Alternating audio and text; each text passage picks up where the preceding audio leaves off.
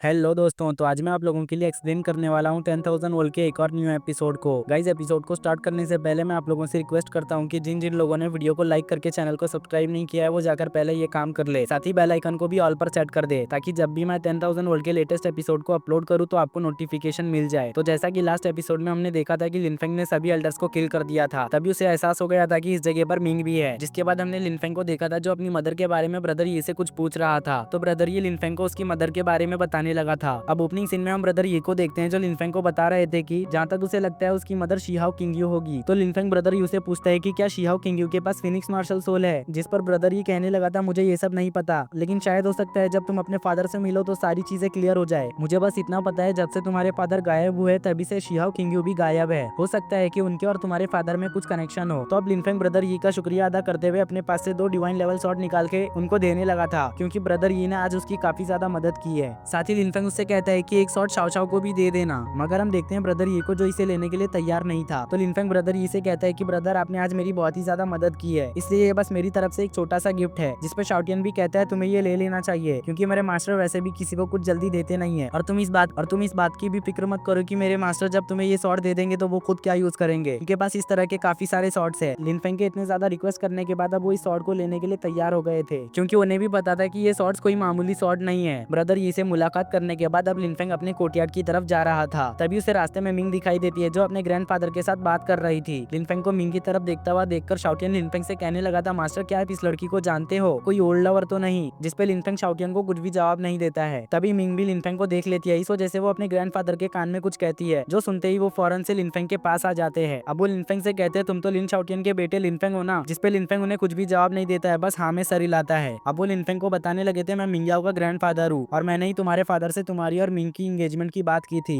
तो लिनफेंग उनसे कहता है ये तो मुझे भी पता है, मगर जहाँ तक मुझे पता है आप इतनी सी बात के लिए तो मेरे पास नहीं आए होंगे। तो मिंग के ग्रैंडफादर लिनफेंग से कहने लगे थे कि मैं मिंग के बिहाफ पर तुमसे कुछ बात करना चाहता हूँ, जिस पे लिनफेंग राजी हो गया था, क्योंकि उसे पहले से ही पता था कि मिंग के ग्रैंडफादर उससे किस चीज के लिए बात करना चाहते हैं। इस वजह से वो मिंग के ग्रैंडफादर से कहता है क्यों ना हम आगे की बात किसी शांत जगह पर बैठ कर करें। अब वो सभी एक सुकून भरी जगह पे आ जाते हैं जहाँ पर उनके अलावा और कोई भी नहीं था, और ये जगह उनके बात करने के लिए बेस्ट थी। इस तरफ लिनफेंग मिंग के ग्रैंडफादर से कहता है कि आपको नहीं पता आपकी ग्रैंड डॉटर ने मुझ पे अटैक करके मेरे स्वॉर्ड मार्शल सोल को मुझसे छीन लिया था, जो सुन के तो शाओटियन शॉक हो गया था। इधर मिंग के ग्रैंडफादर उदास होते हुए कहने लगे थे कि जब मिंग ये सब करके क्लैन में वापस लौटी तो मैं क्लैन में नहीं था, मगर जब मुझे इस बारे में पता चला तो मुझे बहुत ही बुरा लगा, क्योंकि एक मर्तबा मैंने लिन शाओटियन की हेल्प की थी, जिस वजह से तुम्हारे फादर और मेरे बीच में एक अच्छा रिलेशन बन गया था। अब वो लिनफेंग को बताने लगे कि मैं गुसन कॉन्टिनेंट तुमसे मिंग की इस हरकत के लिए माफी मांगने आने वाला था, मगर उसी वक्त मेरी फाइट एक खतरनाक डीमन से हो गई और उससे फाइट करने के चक्कर में मैं बहुत ही ज्यादा इंजर्ड हो गया था, जिस वजह से मैं चाहते हुए भी गुसन कॉन्टिनेंट नहीं जा पाया। लेकिन आज मुझे फाइनली यहाँ पे तुमसे अपोलाइज करने का एक मौका मिला। तो शाओटियन गुस्से से कहने लगा ओल्ड मैन तुम्हें पता भी है किसी के मार्शल सोल को छीनना कितना बड़ा जुर्म है, अगर उसके पास उसका मार्शल सोल ही नहीं होगा तो वो कल्टीवेट कैसे करेगा।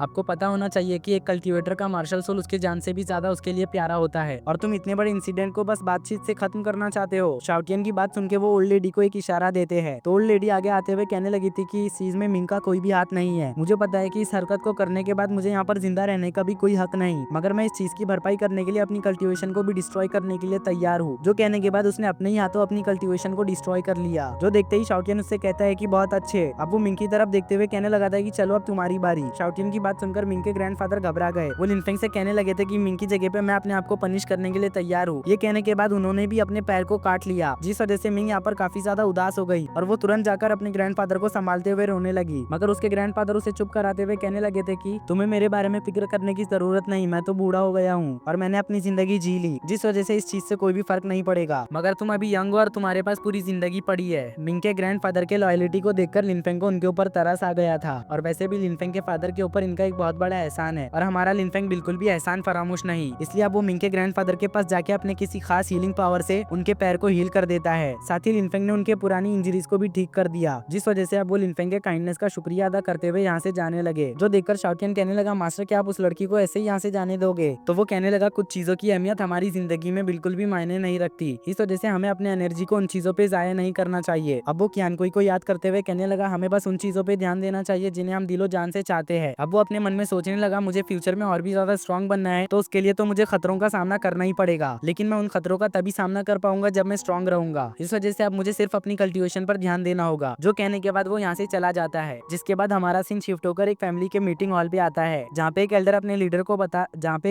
लीडर को बता रहा था कि लिनफेंग भले ही अभी के लिए यंग है, मगर उसने जो पावर शो करके दिखाया है उसे बिल्कुल भी नजरअंदाज नहीं किया जा सकता। उसने बस पल भर में 6 लेवल ऑफ वर्चुअल गॉड को खत्म कर दिया, इसलिए हमें उसके ऊपर एक्शन लेने से पहले उसके बैकग्राउंड के बारे में पता करना चाहिए। तभी दूसरा एल्डर लीडर सीट पे बैठे हुए मास्टर को सजेस्ट करता है कि क्योंकि अगर हम डायरेक्टली उससे भिड़ेंगे तो हमारा भी वही हाल होगा जो बाकियों का हुआ है। हमें उन लोगों के साथ हाथ मिला लेना चाहिए जिन लोगों ने लिन शॉर्टियन के न्यूज को लीक किया था। इस एल्डर की सजेशन फैमिली लीडर को पसंद आती है, इस वजह से वो उन लोगों से कांटेक्ट करने का परमिशन दे देता है। गाइस, अभी तक हमें इनके बारे में और लिनफेंग के फादर के न्यूज को लीक करने वालों के बारे में कुछ भी नहीं पता। शायद हो सकता है कि ये गुआनमिंग फैमिली के लोग हो, लेकिन ये भी हो सकता है कि ये लिन शाओटियन के एनिमीज हो, जो लिन शाओटियन के बेटे यानी कि लिनफेंग को खत्म करना चाहते हैं, ताकि लिन शाओटियन की तरह लिनफेंग भी उनके रास्ते में ना आए। खैर, इन सब चीजों के बारे में तो हमें आने वाले एपिसोड्स में पता चलेगा। दूसरी तरफ हम एक मिस्टीरियस मास्टर को देखते हैं जिसने अपने चेहरे पर मास्क लगाया हुआ था। अब एक एल्डर आके उसको रिपोर्ट करते हुए कहने लगा, मास्टर, लिन शाओटियन के बेटे ने आउटर सेक के 5 एल्डरों को किल कर दिया है, तो क्या हम उसे अरेस्ट कर लें? जिसपे वो मास्टर कहता है इसकी कोई भी जरूरत नहीं, क्योंकि इसमें लिनफेंग की कोई भी गलती नहीं थी, इसलिए अब तुम यहाँ से जा सकते हो। उस एल्डर के यहाँ से जाने के बाद ये मिस्टीरियस मैन कहने लगा, लिन शाओटियन, फाइनली तुम्हारा बेटा आज यहाँ पर आ ही गया, और उसने भी तुम्हारी तरह यहाँ पर आते ही अपने जलवे बिखेरने शुरू कर दिए। अब देखना ये होगा कि वो यहाँ पर और कौन कौन से कमाल करता है। गाइज, हमें इस मिस्टीरियस मास्टर के बारे में भी कुछ भी नहीं बताया गया, हो सकता है आने वाले एपिसोड्स में हमें इसके बारे में भी पता चल जाए। अब हमारा सीन शिफ्ट होकर लिनफेंग के कोर्टयार्ड पर आता है, जहाँ पर पहले से ही मिंग लिनफेंग का इंतजार कर रही थी। जैसे ही वो यहाँ पर लिनफेंग को आते हुए देखती है तो वो फौरन से लिनफेंग के पास जाने लगी, मगर लिनफेंग उससे कहता है कि आखिर तुम यहाँ पर क्या कर रही हो। ये कहने के बाद वो यहाँ से फौरन से गुस्से में जाने लगा, क्योंकि मिंग के धोखेबाजी के बाद से लिनफेंग उसका चेहरा भी देखना पसंद नहीं करता। वो तो भला हो इसके ग्रैंडफादर का, जिन्होंने वक्त पड़ने पर लिनफेंग के फादर की मदद की, जिस वजह से आज लिनफेंग इसे यहाँ पर छोड़ दे रहा है, मगर मिंग लिनफेंग का हाथ पकड़ के उसे रोक देती है। अब वो लिनफेंग के आगे आते हुए कहने लगी, ब्रदर लिनफेंग, पास में जो कुछ भी हुआ उसमें सब मेरी ही गलती थी, इस वजह से मैं यहाँ पर पर्सनली तुमसे माफी मांगना चाहती हूँ। क्या तुम उन सभी चीजों को भुलाकर फिर से एक नई शुरुआत नहीं कर सकते? उसके इसी बात के साथ हमारा ये एपिसोड यहीं पर एंड हो जाता है। गाइज, आपको क्या लगता है, क्या लिनफेंग पास्ट की चीजों को भुलाकर एक नई शुरुआत करेगा? इस बारे में आप कमेंट बॉक्स में अपना ओपिनियन लिख सकते हो।